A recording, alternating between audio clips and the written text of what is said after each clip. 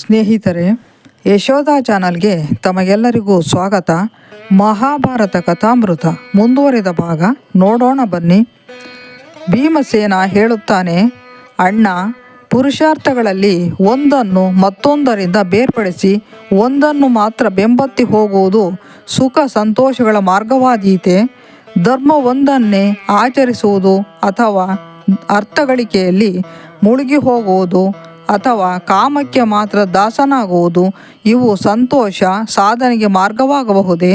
ಅಥವಾ ಪ್ರತಿಯೊಂದು ಪುರುಷಾರ್ಥವನ್ನು ಉಳಿದೆರಡು ಪುರುಷಾರ್ಥಗಳ ನೆರವಿನಿಂದ ಪಾಲಿಸಿದರೆ ಅದರಿಂದ ಸಂತೋಷ ಸಿದ್ಧಿಯಾದೀತೆ? ಈ ಪ್ರಶ್ನೆಗಳ ಬಗ್ಗೆ ನೀನು ಆಲೋಚಿಸಬೇಕು ಹಾಗೂ ಅವುಗಳ ಬಗ್ಗೆ ಒಂದು ನಿರ್ಧಾರಕ್ಕೆ ಬರಬೇಕು. ಇವೆರಡರಲ್ಲಿ ಆಯ್ಕೆ ಮಾಡಿಕೊಳ್ಳಲಾಗದವನು, ನಿರ್ಧಾರಕ್ಕೆ ಬರಲಾಗದವನು ಡೋಲಾಯ ಮನಸ್ಕನಾಗುತ್ತಾನೆ ಹಾಗೂ ದುಃಖಿಯಾಗುತ್ತಾನೆ. ಅಣ್ಣ, ನೀನು ಸದಾಕಾಲವೂ ಧರ್ಮಕ್ಕೆ ನಿಷ್ಠನಾದವನು ಎಂಬುದು ಸರ್ವವಿದಿತ. ಆದ್ದರಿಂದ ಯಜ್ಞಗಳನ್ನು ಮಾಡುವಂತೆ ಮಿತ್ರರು ನಿನ್ನನ್ನು ಆಗ್ರಹಪಡಿಸುತ್ತಾರೆ. ಧಾರ್ಮಿಕ ಯಜ್ಞಗಳು, ದಾನ, ಪರೋಪಕಾರಗಳು, ವೇದಾಧ್ಯಯನ, ಪ್ರಾಮಾಣಿಕತೆ ಇವೆಲ್ಲವೂ ಘನವಾದ ಆಚರಣೆಗಳೆಂದು ಹೇಳಲಾಗುತ್ತದೆ. ಇದನ್ನು ನೀನು ಒಪ್ಪುತ್ತೀಯ, ಹೌದಲ್ಲವೇ? ಆದರೆ ಪುರುಷ ಸಿಂಹನೇ ಕೇಳು, ಐಶ್ವರ್ಯವಿಲ್ಲದೆ ಈ ಉದಾತ್ತ ಕರ್ತವ್ಯಗಳನ್ನು ನೆರವೇರಿಸಲು ಸಾಧ್ಯವಿಲ್ಲ. ಇಡೀ ವಿಶ್ವವು ಧರ್ಮವನ್ನು ಆಧರಿಸಿದೆ ಎಂಬುದು ನಿಜ. ಆದರೆ ಸಂಪತ್ತಿಲ್ಲದೆ ಧರ್ಮಾಚರಣೆ ಸಾಧ್ಯವಿಲ್ಲ.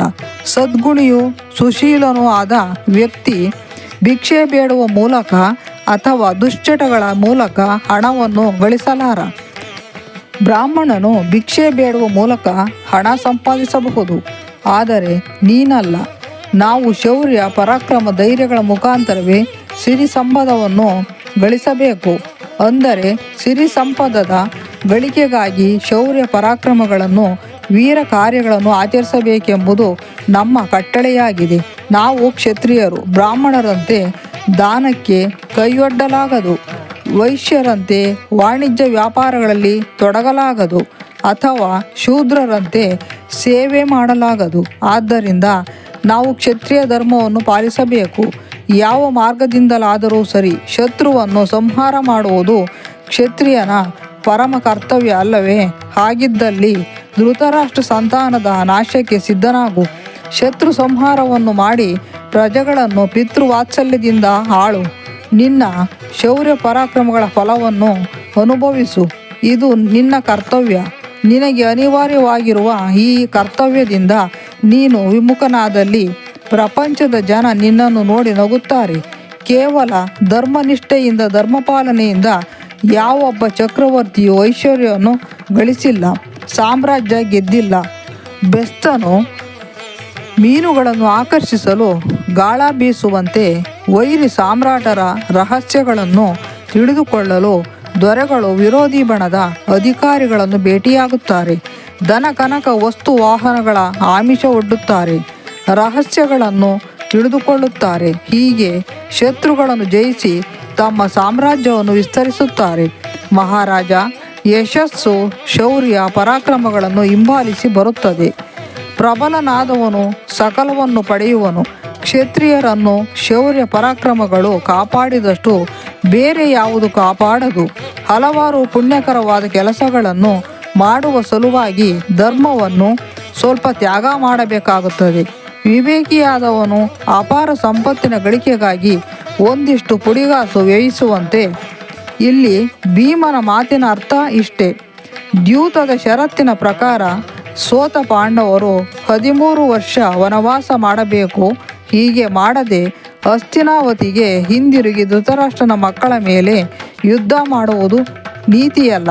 ಆದರೆ ಷರತ್ತನ್ನು ಉಲ್ಲಂಘಿಸಿ ದುರ್ಯೋಧನಾದಿಗಳನ್ನು ಸಂಹಾರ ಮಾಡಿ ಸಾಮ್ರಾಜ್ಯವನ್ನು ಮರಳಿ ಪಡೆದಲ್ಲಿ 13 ವರ್ಷಗಳ ಕಾಲ ಕಾಡಿನಲ್ಲಿ ಕಾಲವ್ಯಯ ಮಾಡುವುದು ತಪ್ಪುತ್ತದೆ.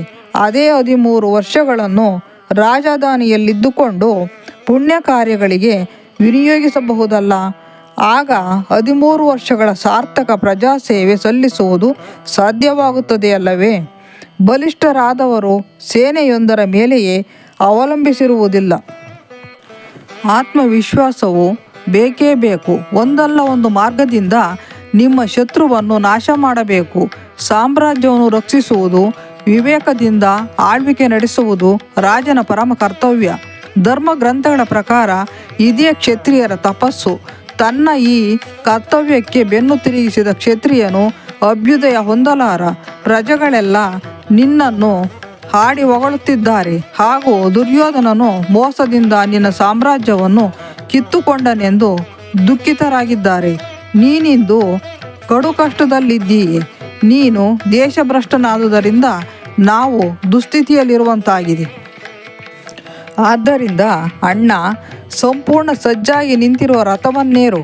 ಬ್ರಾಹ್ಮಣರ ಆಶೀರ್ವಾದವನ್ನು ಪಡೆದು ನಡೆ ಹಸ್ತಿನಾವತಿಗೆ. ಇಂದ್ರನು ದೇವತೆಗಳೊಡಗೂಡಿ ಅಸುರರ ಮೇಲೆ ದಾಳಿ ನಡೆಸಿದಂತೆ ಅಸೀಮ ಪರಾಕ್ರಮಿಗಳಾದ ನಿನ್ನ ಸೋದರರ ಜೊತೆಗೂಡಿ ದುರ್ಯೋಧನನ ಮೇಲೆ ಆಕ್ರಮಣ ಮಾಡು. ಸಿಂಹಾಸನವನ್ನು ಅವನಿಂದ ಮರಳಿ ಪಡೆದುಕೋ. ಇಂದ್ರನು ವಜ್ರಾಯುಧದಿಂದ ಶತ್ರುಗಳನ್ನು ನಾಶ ಮಾಡಿದಂತೆ ದುರ್ಯೋಧನ ಮತ್ತವನ ಕುಲಬಾಂಧವರನ್ನು ನಿರ್ಮೂಲನ ಮಾಡು. ನಮ್ಮ ಶಕ್ತಿ ಸಾಮರ್ಥ್ಯ, ಶೌರ್ಯ ಪರಾಕ್ರಮಗಳ ಬಗ್ಗೆ ಲವಲೇಶ ಸಂಶಯವೂ ಬೇಡ. ಅರ್ಜುನನ ಬಾಣಗಳನ್ನು ಎದುರಿಸಿ ಬದುಕುಳಿದಿರುವವರು ಯಾರೂ ಇಲ್ಲ. ಅರ್ಜುನನ ಬಾಣಗಳು ಅದಮ್ಯ ಸರ್ಪಾಸ್ತ್ರಗಳು. ನನ್ನ ಗದಾಪ್ರಹಾರ ಎದುರಿಸಿ ಬದುಕುಳಿದಿರುವ ಪ್ರಾಣಿ ಪಕ್ಷಿ ಮನುಷ್ಯರು ಯಾರೂ ಇಲ್ಲ. ನಮಗೆ ಮಿತ್ರರಿದ್ದಾರೆ. ಸೃಂಜಯರು, ಕೈಕೇಯರು ಹಾಗೂ ಸ್ವತಃ ಕೃಷ್ಣನೇ ಇದ್ದಾನೆ. ನಮ್ಮ ಸಾಮ್ರಾಜ್ಯವನ್ನು ಮರಳಿ ಪಡೆಯಬಾರದೇಕೆ? ಯುಧಿಷ್ಠಿರ, ನಮ್ಮ ವಿಜಯದ ಬಗ್ಗೆ ಸಂದೇಹ ಬೇಡ. ಕೊಟ್ಟ ಮಾತಿಗೆ ತಪ್ಪಲಾರೆನು. ಯುಧಿಷ್ಠಿರನು ಭೀಮನ ಮಾತುಗಳನ್ನು ಆಲಿಸಿದನು, ಆದರೆ ಅವನ ಮಾತುಗಳಿಂದ ವಿಚಲಿತನಾಗಲಿಲ್ಲ. ಅವನು ಸಹನೆಯಿಂದ ಉತ್ತರಿಸಿದ, ನೀನು ಹೇಳಿದ್ದೆಲ್ಲವೂ ನಿಜ ಭೀಮ. ಮಾತಿನ ಚೂರಿಯಿಂದ ನನ್ನ ಹೃದಯವನ್ನು ಇರಿದಿದ್ದಕ್ಕೆ ನಾನು ನಿನ್ನನ್ನು ದೂಷಿಸುವುದಿಲ್ಲ. ನನ್ನ ತಪ್ಪಿನಿಂದಾಗಿ ನೀವೆಲ್ಲರೂ ಕಷ್ಟಕ್ಲೇಶಗಳನ್ನು ಅನುಭವಿಸಬೇಕಾಗಿ ಬಂದಿದೆ ಎಂಬುದರಲ್ಲಿ ಲೇಷ ಮಾತ್ರವೂ ಸಂದೇಹವೂ ಇಲ್ಲ. ಸುಯೋಧನನಿಂದ ಅವನ ಸಾಮ್ರಾಜ್ಯವನ್ನು ಗೆದ್ದುಕೊಳ್ಳುವ ಅಪೇಕ್ಷೆಯಿಂದ ನಾನು ದ್ಯೂತ ಪಂದ್ಯಕ್ಕೆ ಒಪ್ಪಿಕೊಂಡೆ. ಶಕುನಿ ಸೊಕ್ಕಿನ ಮನುಷ್ಯ, ಕುಶಲ ಜೂಜುಗಾರ. ಶಕುನಿ ದುರ್ಯೋಧನನ ಪರವಾಗಿ ಆಡಿದ. ನಾನು ನಿಷ್ಕಪಟಿ. ಅವನು ಮೋಸದಿಂದ ನನ್ನನ್ನು ಸೋಲಿಸಿದ. ಭೀಮ, ಅವನು ಮೋಸ ಮಾಡುತ್ತಿದ್ದುದನ್ನು ನಾನು ಗ್ರಹಿಸಲಿಲ್ಲ ಎಂದಲ್ಲ. ದಾಳಗಳು ಅವನಿಗೆ ಗರಗಳನ್ನು ಕೊಟ್ಟವು. 4 ಬೇಕಿದ್ದಾಗ 4, 10 ಬೇಕಿದ್ದಾಗ 10, ಹೀಗೆ ಅವನಿಗೆ ಬೇಕಾದ ಗರಗಳು ಬಿದ್ದವು. ನಾನು ಅದನ್ನು ವಿರೋಧಿಸಿ ಆಟವನ್ನು ನಿಲ್ಲಿಸಬಹುದಿತ್ತು. ಆದರೆ ಭೀಮ, ತಿಳಿದುಕೋ, ಕೋಪವು ಮಾನವನ ಮನಃಶಾಂತಿಯನ್ನು ಹಾಳು ಮಾಡುತ್ತದೆ. ದರ್ಪ, ಗರ್ವ, ಜಂಬ ಮತ್ತು ಅಹಂಕಾರ ಇವು ಮನೋನಿಗ್ರಹವನ್ನು ಅಸಾಧ್ಯವಾಗಿಸುತ್ತವೆ. ಭೀಮಸೇನ, ನಾನು ನಿನ್ನನ್ನು ದೂಷಿಸುತ್ತಿಲ್ಲ. ನೀನು ತೀರ್ಮಾನಿಸಿರುವಂತೆ ನಮ್ಮ ಈಗಿನ ದುರವಸ್ಥೆಗೆ ಸಂಪೂರ್ಣವಾಗಿ ನಾನೇ ಹೊಣೆಗಾರ. ಇದು ದೈವೇಚ್ಛೆ. ನಮ್ಮನ್ನು ಸೋಲಿಸುವ ಉದ್ದೇಶದಿಂದಲೇ ದುರ್ಯೋಧನನು ದ್ಯೂತದ ಪಂದ್ಯಕ್ಕೆ ನಮ್ಮನ್ನು ಆಹ್ವಾನಿಸಿದ. ನಾವೆಲ್ಲ ಅವನ ಸೇವಕರಾದೆವು. ದ್ರೌಪದಿಯು ನಮ್ಮನ್ನು ಪಾರು ಮಾಡಿದಳು. ಇದನ್ನು ದುರ್ಯೋಧನನಿಂದ ತಾಳಿಕೊಳ್ಳಲಾಗಲಿಲ್ಲ. ಮತ್ತೆ ಕರೆದ, ನಾನು ಮತ್ತೆ ಸೋತೆ. ಹೀಗಾಗಿ ನಾವು ಕಷ್ಟ, ನೋವು, ಸಂಕಟಗಳನ್ನೆಲ್ಲ ಸಹಿಸಿಕೊಂಡು ಕಾಡಿನಲ್ಲಿ ಅಲೆದಾಡುತ್ತಿದ್ದೇವೆ. ಇದು ದುರ್ಯೋಧನನನ್ನು ತೃಪ್ತಿಪಡಿಸುತ್ತದೆ ಎಂದು ಭಾವಿಸದಿರು. ನಮ್ಮ ಮೇಲಣ ದ್ವೇಷ, ಹಗೆತನಗಳು ಅವನ ವ್ಯಕ್ತಿತ್ವವನ್ನು ಇಡಿಯಾಗಿ ಆವರಿಸಿವೆ. ಸದ್ಗುಣಿಗಳ ಸಮ್ಮುಖದಲ್ಲಿ ನಾನು ವನವಾಸಕ್ಕೆ ಒಪ್ಪಿಕೊಂಡೆ.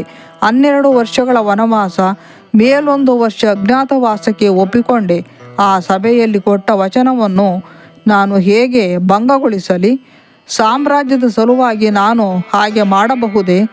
ಗೌರವಸ್ಥನಾದ ಯಾವ ವ್ಯಕ್ತಿಯು ಧರ್ಮವನ್ನು ಉಲ್ಲಂಘಿಸಿ ಸಾಮ್ರಾಜ್ಯವನ್ನು ಕಸಿದುಕೊಳ್ಳುವುದಿಲ್ಲ. ಅದು ನನಗೆ ಮರಣಕ್ಕಿಂತ ಹೀನಾಯವಾದುದು ಎನಿಸುತ್ತದೆ. ಭೀಮಸೇನ, ರಾಜಸ್ಥಾನದಲ್ಲಿ ನೀನು ನನ್ನ ಕೈಗಳನ್ನು ಸುಟ್ಟು ಭಸ್ಮ ಮಾಡಲು ನಿರ್ಧರಿಸಿದೆ. ಬೃಹತ್ ತೋಳುಗಳನ್ನು ತಟ್ಟಿದೆ. ಅರ್ಜುನನು ನಿನ್ನನ್ನು ತಡೆದ. ಆದ್ದರಿಂದ ನೀನು ಹಾಗೆ ಮಾಡಲಿಲ್ಲ. ಆದರೆ ಭೀಮ, ನೀನು ನನ್ನ ಕೈಗಳನ್ನು ಸುಟ್ಟು ಭಸ್ಮ ಮಾಡಿದ್ದಿದ್ದರೆ ಈ ವಿಪತ್ತು ನಮ್ಮ ಮೇಲೆ ಎರಗುತ್ತಿರಲಿಲ್ಲ. ನಿನ್ನ ಶಕ್ತಿಯ ಮೇಲೆ ಅಷ್ಟೊಂದು ಆತ್ಮವಿಶ್ವಾಸವುಳ್ಳ ನೀನು ನನ್ನನ್ನು ವಿರೋಧಿಸಬಹುದಿತ್ತು, ಆಟವನ್ನು ನಿಲ್ಲಿಸಬಹುದಿತ್ತು. ಅದರ ಪರಿಣಾಮವಾಗಿ ಯುದ್ಧ ಸಂಭವಿಸಿದ್ದರೆ ನಿನ್ನ ಶಕ್ತಿ ಸಾಮರ್ಥ್ಯಗಳಿಗೆ ಸುಗ್ಗಿಯಾಗುತ್ತಿತ್ತು. ಆದಾಗ್ಯೂ ನೀನು ಮೌನದಿಂದ ಇದ್ದೆ. ನಮ್ಮನ್ನು ಸೋಲಿಸಲಾಯಿತು. ನಾವು ಕೊಟ್ಟ ಭಾಷೆಗನುಗುಣವಾಗಿ ಕಾಡಿಗೆ ಬಂದಿದ್ದೇವೆ. ಕೆಲವು ದಿನಗಳಿಂದ ವನವಾಸ ಮಾಡುತ್ತಿದ್ದೇವೆ. ಆದರೆ ಈಗ ಕಠಿಣವಾದ ಮಾತುಗಳಿಂದ ನನ್ನನ್ನು ದಂಡಿಸುತ್ತಿದ್ದೀಯೆ. ನಾನು ಧರ್ಮಾನುಸಾರ ನಡೆದುಕೊಳ್ಳಲಿಲ್ಲ ಎಂದು ಘೋಷಿಸುತ್ತಿದ್ದೀಯೆ. ಈಗ ತುಂಬ ತಡವಾಯಿತು. ಭೀಮ, ದುಷ್ಟರು ದ್ರೌಪದಿಗೆ ಘೋರ ಅಪಮಾನ ಮಾಡಿದಾಗ ನಾವೆಲ್ಲ ಸಂಪೂರ್ಣವಾಗಿ ಅಸಹಾಯಕರಾಗಿದ್ದೆವು.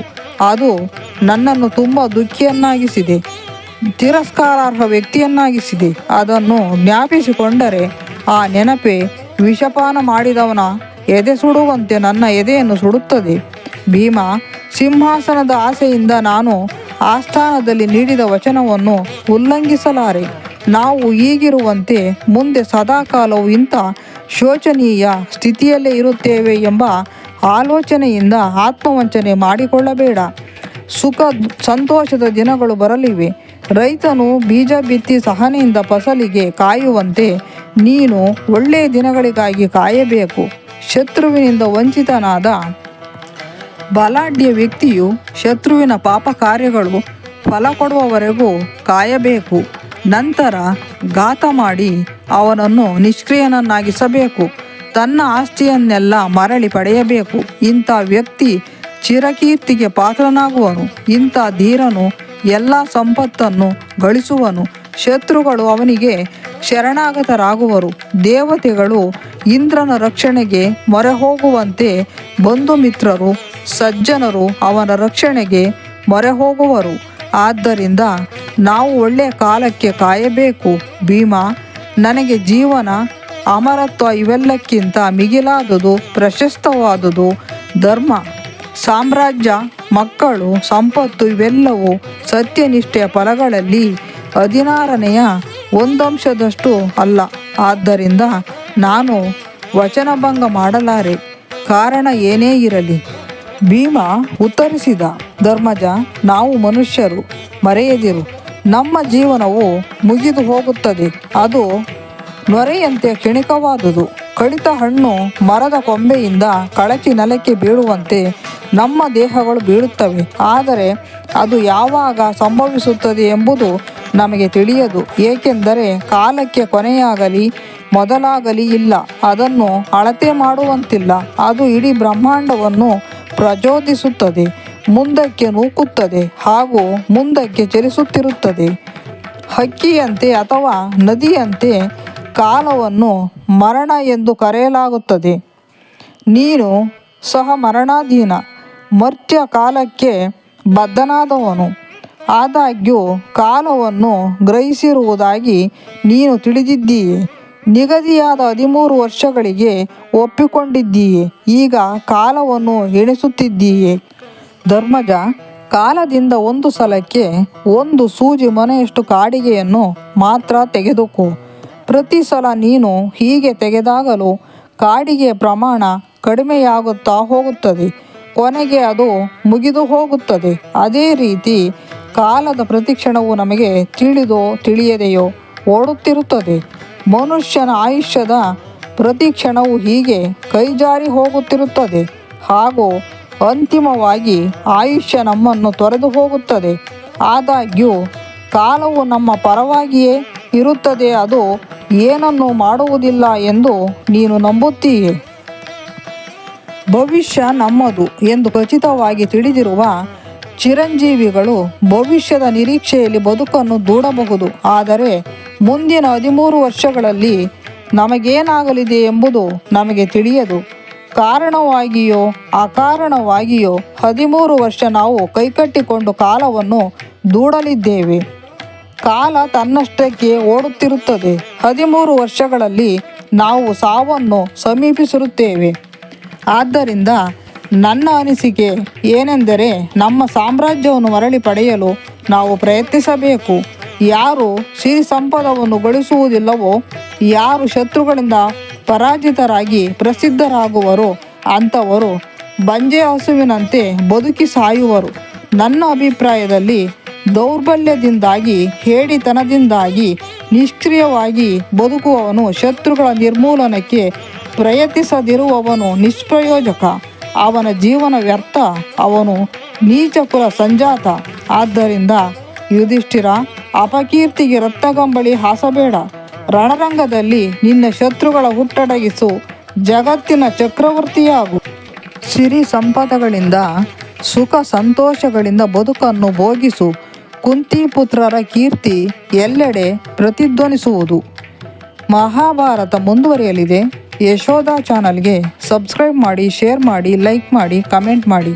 ಧನ್ಯವಾದಗಳು.